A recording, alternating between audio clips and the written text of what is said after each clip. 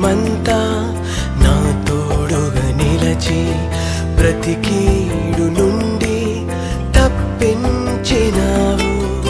యవ్వన కాలమున నీ త్రోవ తొలగిన మన్నించి నాతోనే కొనసాగినావు. ఎన్నో శ్రమలు ఆపదలన్నిటిలో నన్ను ధైర్యపరచి నన్ను ఆదుకున్నావు. యేసు నీవే నీవే, యేసు నీవే నా సర్వస్వము.